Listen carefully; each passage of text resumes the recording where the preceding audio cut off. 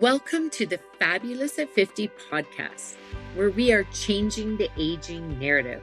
I'm your host, Joanne Neweduk, and I'm thrilled to bring you stories that matter and celebrate your place in the world. As an advocate for lifelong learning, health, and women's empowerment, I believe it's never too late to live the life you've always imagined. Through lively and informative interviews with inspiring guests, we'll explore a wide range of topics relevant to our global sisterhood of vibrant, inquiring women just like you. Join me for today's episode, and let's start changing the aging narrative together. Hello, and welcome to today's show. I am here by myself today because I would like to have more of a one-on-one conversation with you about menopause madness. Now, why am I talking about menopause madness today? Well, it has come to my attention more prevalently in the last little while, just how much women are suffering in silence and not getting what I believe is adequate or the health support they deserve. Let's put it that way. So let's dive into why I believe that. First of all, did you know that there are over 30 different signs and symptoms of menopause that you just might not realize?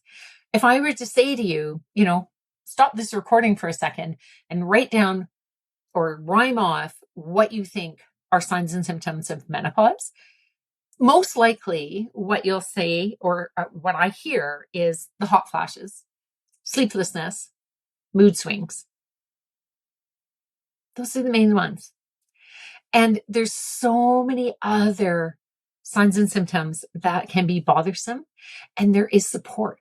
But women often don't know there's support because, unfortunately, unless you get a really good healthcare provider that's trained in this, you might not get that support. I mean, I've heard women say that they felt like they were gaslit, like they go in to say, I just don't feel like myself. I'm having issues here and here, and their concerns are not taken seriously. So I first want to start off with, what do I mean by signs and symptoms? Let's start with that terminology that tends to be kind of in the medical world, in the healthcare world, that signs are actually something that happens within I'm going to say condition, right? Because it's not always a disease, but within a condition, whether that be a disease or a natural aging process that is troublesome. A sign is something that somebody else can see, the doctor can verify. A symptom is more subjective, what you're feeling. So, for example, one of the things that happens with a decreased estrogen is that we get drier. We have drier skin. And so a healthcare professional might observe that your skin is dry. They can see it dry and flaky, and you know how like older women get paper thin skin, that type of thing. That would be a sign. A symptom would be that you have itchiness. Did you know that an itchy ear is a very common sign of menopause? I personally had never heard of that before, but I was telling one of my friends about this, and she starts howling laughing. She's into her 60s now, but she starts howling laughing, and she goes, oh my God, yes, I know, because I had that. And she was working in the corporate world at the time, and she goes, it drove me nuts because I had my finger stuck in my ear and I'm wiggling it around. My colleagues would think I'm crazy, but my ears were itchy. Like, how bizarre is that? It sounds bizarre, but it's not really. We have estrogen receptors all over our body. And if you have decreased estrogen, then it makes sense that there's going to be some hiccups within those systems, to put it in a very simple term. Today, I'm not going into really deep scientific stuff. I might be, or like all the correct medical terms. I could certainly do that. But right now, I'm talking more, this is more like, sister, what is going on with us? And we need to be looking at how we are managing menopause. So I start off to say why I'm talking about this. And actually, I didn't quite finish that statement. So let me do it now. Is at the end of April, so April 27th, Saturday, April 27th, I am co hosting an event called Radiate Your Best Life, a women's health and wellness symposium. And I'm putting it on and co hosting it with my colleague, Dr. Andrea. She is a chiropractor and wellness advocate, basically. And like myself, kind of a champion of women in midlife in many different aspects. And we believe that women should know their choices. What is up to date in sort of research and trends that are making a positive impact without it being like fad fixes. And so we are pulling our expertise together along with several really incredible speakers as well. We have over 20, or I think we're close to 25 different businesses coming together, a marketplace, speakers all day long, and we're going to be addressing things on health and wellness. So things like eat well. How does eating impact us? Sleep well. I know sleep or lack thereof is a huge issue for women with menopause. Think well. Who hasn't felt a little bit of anxiety or rage that you don't know where it's coming from, or that brain fog? There's a lot around how we think. Move well. How we need to move and how we need to care for our physical body changes as we get older. So we're going to be talking about that. And the last one is simply live well. What are our priorities now that we're getting to this age? And so when we talk about health and wellness, they sound like they're redundant, but these two terms are slightly different as well. Health relates a little bit more to the absence of disease or illness. And wellness is more, and that is almost like signs. You know, you can measure whether somebody has a disease or not, and they're sick. So you have your health. But then there's wellness. Wellness is more that subjective feeling on how well you are living. That's why it's called your wellness, how well you are enjoying life. And wellness goes far beyond the absence of disease. You can have someone that technically has good health, but their wellness might not be good because there's many aspects of it. It's relationship. It's how your mind is thinking. It's, how you're living, basically. And you can also have some that has a chronic illness or they have a disease of some sort, but they have it managed and their wellness factor is actually pretty high because they have a positive mindset. They're living the best life they can within, I don't want to say confines, within the condition that they have. Right. So the two of them kind of go hand in hand and they're often used, health and wellness. So that's what we're putting on. And while I've been preparing for this event, I've been doing a bit more of a deep dive and doing a little more research on menopause and doing a bit more following of some really amazing doctors that are starting to speak out and not just stay within their clinic taking care of women in midlife. These are doctors that are stepping up going, there needs to be some changes, and we are going to be the ones making these changes. And we need women to be educated because here's some stats that I just find appalling. As a nurse, I'm just appalled. I just had no idea. Less than 20% of men have erectile dysfunction. Now, this is not to knock men, but less than 20% of men have erectile dysfunction, which is a naturally occurring thing that can happen as you get older. Yet there is 5 times the amount of resources, research, money that has gone into that compared to women and menopause. Yet 100% of women go through menopause if they live long enough. Basically, once they're in their 50s, they are in menopause transition in some place or another. And so let's just do a quick little review on what does menopause mean. So we have our childhood, where we have no menses. We don't have menopause. We have our ovaries. And then we go into puberty. We all remember those fun days, getting our first period, right? And that can be where there's fluctuations. A lot of girls have really bad period cramps, and it takes a little while till it all settles. And then you kind of have, let's say, your 20s and 30s, where it's your most fertile time. And you have, on average, a standard cycle where your hormones interplay, mostly progesterone and estrogen. One goes up, one goes down. And it's almost like a sinus rhythm of your heart. There's a rhythm, and it's about a monthly cycle. Now, some women, that can be out of whack, but I'm talking about the average, the ideal. And that goes on until, for most women, we hit into our 40s. And then we go into something called perimenopause. Now, this can be in our 40s. This can be in our 50s. In fact, it can start in late 30s for some women. And I feel so sorry for those women because they're often definitely not taken seriously because people aren't really thinking, oh, you're too young for menopause. But perimenopause can last anywhere from a year or so to 10 years of symptoms. 10 years. So if you conceivably are going through an early menopause and like in your mid 40s, you could start in your late 30s, perimenopause. Not the best. However, most women go through, on average, menopause. The day they stop their menstrual cycle is like 51.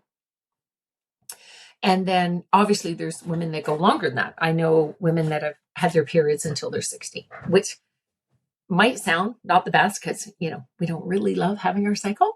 However, it's actually very protective to their system. I'm going to go into a lot more detail of this at our event. And for those of you that don't live in the Calgary area and can't attend in person, we are filming it. And fingers crossed, we're looking at getting it available online. So I'd love it if you contact me, mention something in our Facebook group, or send me an email. My contact information will be in the show notes. Let me know whether that's something you'd be interested in. So back to, we have our premenopause, when your normal cycle, perimenopause, when things are all over, and that rising and the sudden drops and the up and down of estrogen, not on a normal cycle, is what wreaks havoc. It's what I just blanket call menopause madness, because you're going through that perimenopause phase. And that's when lots of signs and symptoms happen. But they are a little different than the signs of symptoms of what women have in postmenopause. And so this is really important. So menopause itself is one day.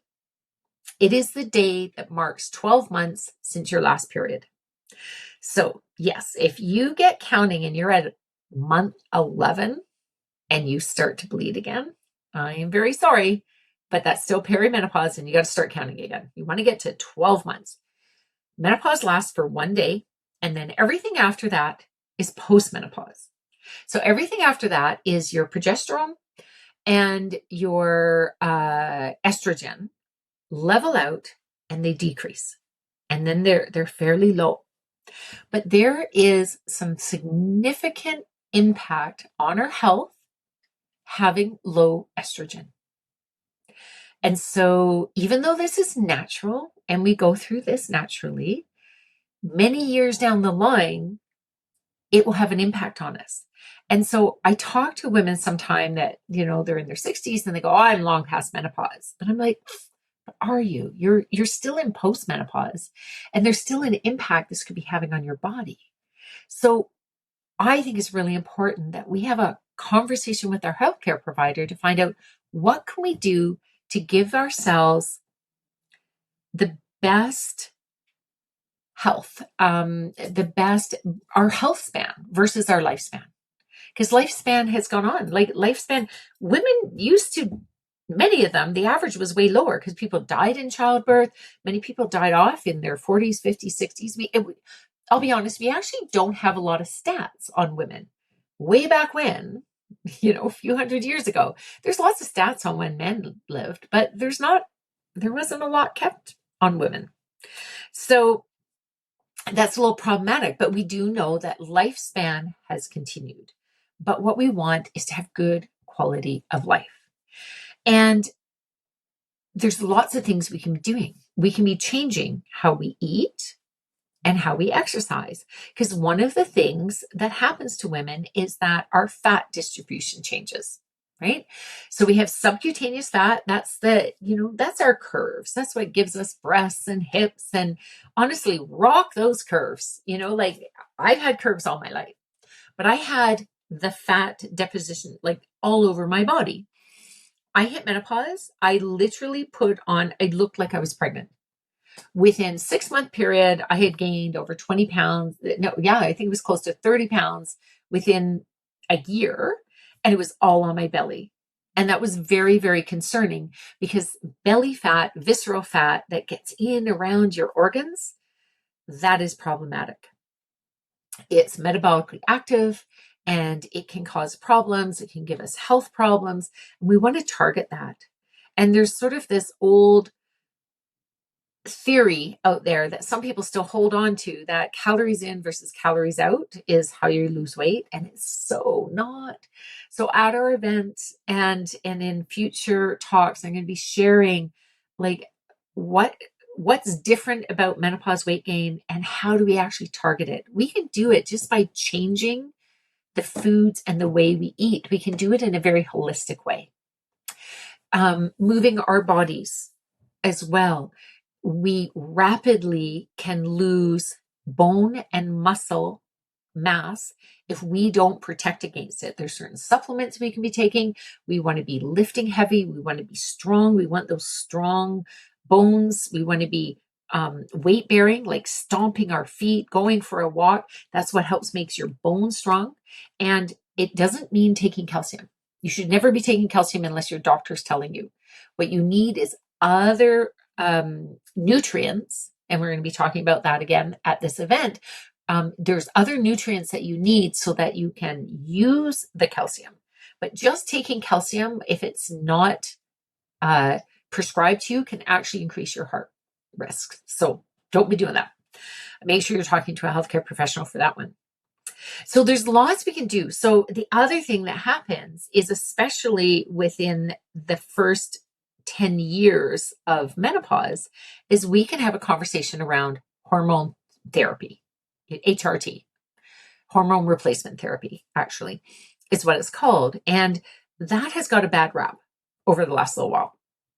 But what they know from studies more recently that have like 20,000 women in them is that women that have some sort of hormone replacement therapy within the first 10-year window, like 50 to 60-ish, or first 10 years of their menopause, that is when they get the best benefits to protect them against cardiovascular, neurological, musculoskeletal issues. Now, it's not saying everybody needs that, but I really believe that everyone should have that conversation.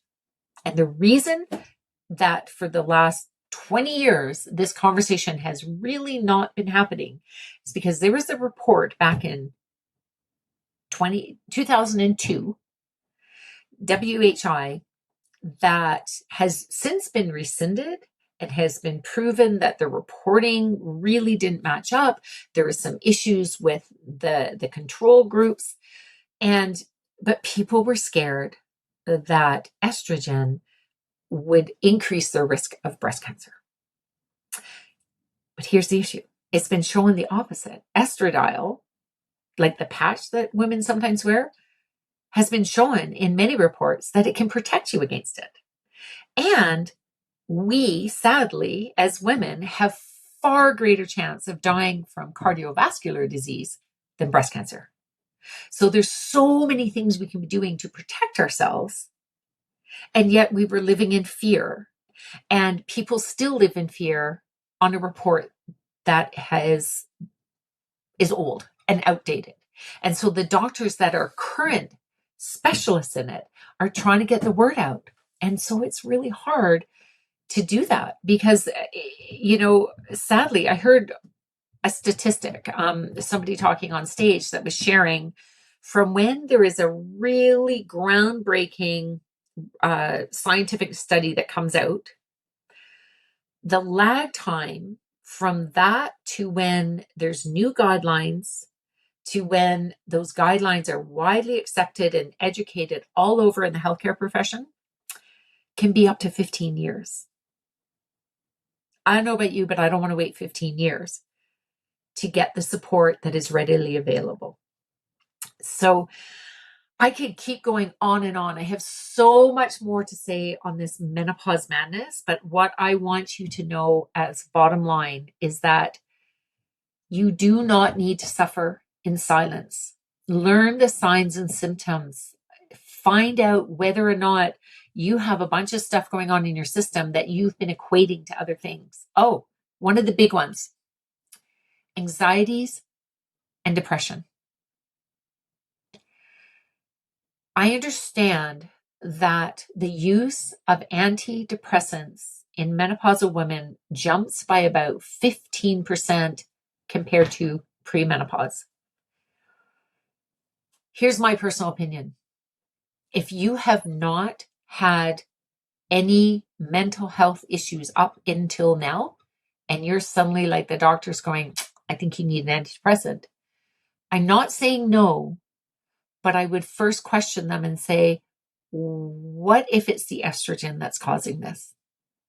Right? There is lots of menopause experts out there that are saying, let's go to the root cause first. And then if we need the next step, I am never against pharmaceuticals.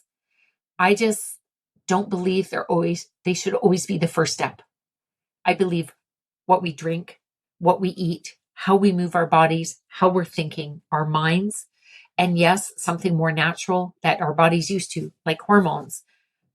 Those could be the first steps. It doesn't mean everyone needs it. But I believe as women, we deserve the conversation with people that are well educated in this area. And I'm going to continue this conversation.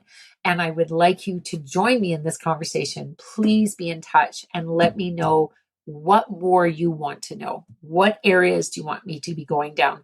I'm going to be looking at trying to get some of the experts on this call. I'll be sharing in a future conversation some really amazing books that are coming out by expert menopause experts. And let's get ourselves educated so that we truly can be living our best, most radiant lives. Take care and keep choosing fabulous. Thank you so much for tuning in today. But before you leave, I'm curious. What pearl of wisdom are you taking away from today's episode? I do hope it held some inspiration or information for you to live your best life. If you are not yet part of our sisterhood, I invite you to join our community by visiting our website, fabulousat50.com, and you'll receive a free copy of our ebook, Make Mine Fabulous, 21 Ways to Energize Your Life. It is packed with loads of tips and tricks. Plus, if you haven't already done so, please subscribe to this podcast and leave us a review to let us know what you think. Remember, keep choosing fabulous. It's never too late to live the life you deserve. Catch you on the next episode.